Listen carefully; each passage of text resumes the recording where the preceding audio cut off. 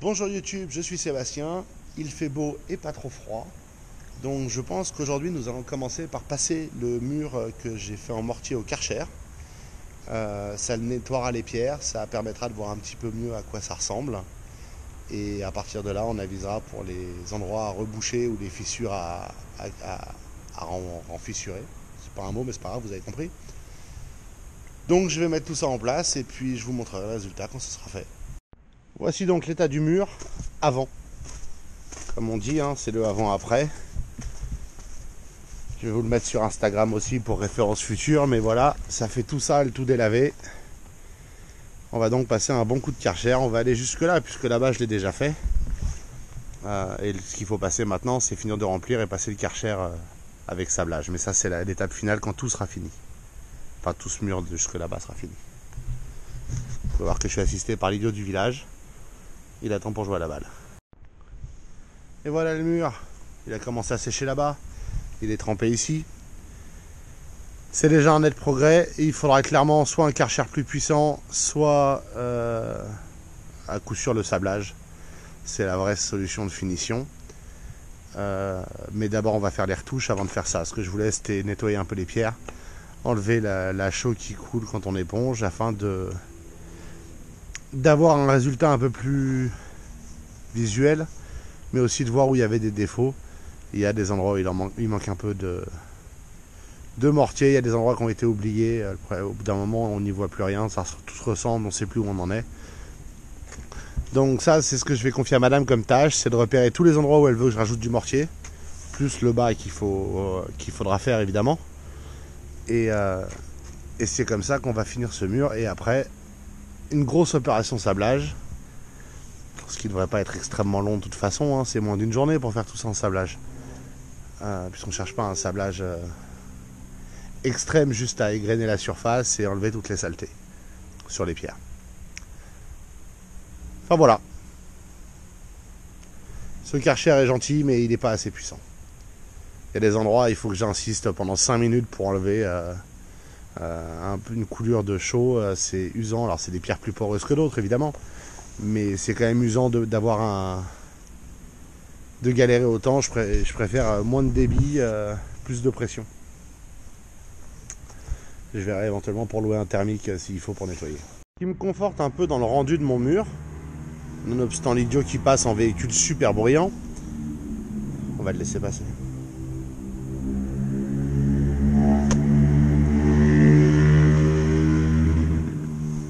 C'est bien la peine de faire autant de bruit.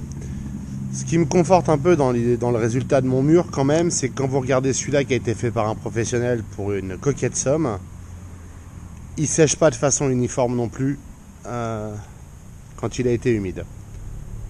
Donc jusque là tout va bien, pas de panique, on est sur la bonne voie.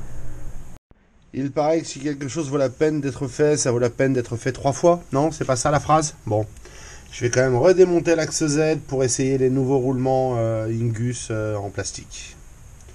Je vais pas vous le filmer une énième fois, c'est pas la peine. Hein. 2 LN en bas, 4 en haut, et puis en avant la musique. Résultat, à ce stade. J'ai donc remplacé ça, un roulement linéaire LM8 LUU, donc c'est un long, par 2 courts qui sont légèrement plus longs, sinon c'est pas drôle. Une fois emboîté, il y a nettement moins de jeu. Il y a un peu de jeu, mais objectivement nettement moins. Le problème, c'est que ils sont pas très difficiles à sortir et à rentrer. Donc ma crainte, c'est qu'ils se barrent. Donc ma solution va être de tarauder tout ou partie de ces trous-là et de mettre des vis qui permettent de les caler en place. Ça permettra aussi de les compresser un peu, ce qui devrait résoudre aussi le peu de jeu qui reste. Clairement, c'est mieux. C'est vraiment mieux que ces roulements linéaires là. Donc il y a clairement une différence de qualité. Je vais essayer de vous la filmer, mais c'est pas évident. Vous m'excuserez. Voilà, si on prend ça et qu'on met ça dessus.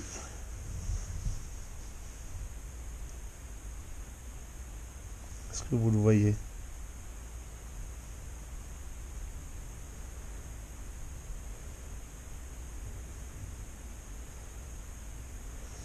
Voilà.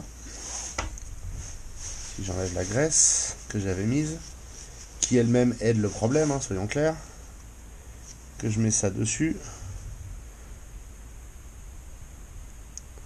Je vois qu'il y a déjà beaucoup moins de jeu. Il y en a très légèrement, mais je m'attends pas à un montage rigide de toute façon. Mais il y en a nettement moins. Et sur une moins longue longueur, ce qui est aussi un progrès. Si j'en mets deux, mais je peux pas les rigidifier pour vous les montrer, je rigidifie encore un peu plus l'ensemble. Donc avec ces vis de calage, mon problème devrait être, mettons, réglé. Le problème c'est que je ne sais pas si j'en ai, et si j'en ai pas, je ne sais pas où en trouver, mais j'ai une idée. Donc je vais regarder ça. Voici donc l'ensemble de ma fortune de vis M4. Hein. C'est pas Byzance.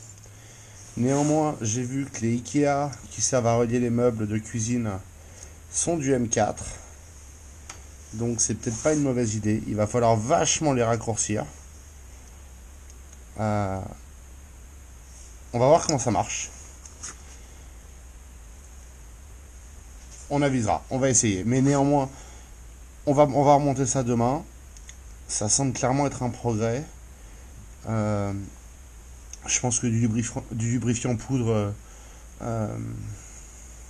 c'est du graphite ou un truc comme ça, suffirait à combler le vide, voyez. Donc ça me semble un très net progrès par rapport à ce qu'on avait avant, donc je suis satisfait. On va voir à l'usage combien de temps il dure, mais j'en ai 12, donc j'ai le temps de voir venir. Et je peux en recommander, ça m'a coûté 10 balles. Et voilà pour une journée pas très productive. Aller à la mairie m'a pris du temps et m'a gonflé et je voulais pas me pourrir avant d'y aller. Vous pouvez sans doute comprendre. J'ai vu les commentaires, je suis mort de rire. Donc c'est une démocratie, maintenant vous votez pour que je creuse. Madame, elle me dit on attend le papier et moi je suis au milieu, je fais quoi? Vous m'avez vraiment beaucoup fait rire. Merci. Pour ce qui est du reste, bah, on verra demain. On va essayer de remonter l'axe Z, ça lui fera du bien. Et puis on pourra jouer avec la nouvelle broche si je fais le câblage et que j'ai assez de cosse électrique. Sinon, et si les vis vont pas, je ferai un saut dans un magasin de bricolage et puis on trouvera une solution comme ça. Je vous remercie d'avoir suivi cet épisode. Je vous souhaite une excellente soirée et je vous retrouve demain.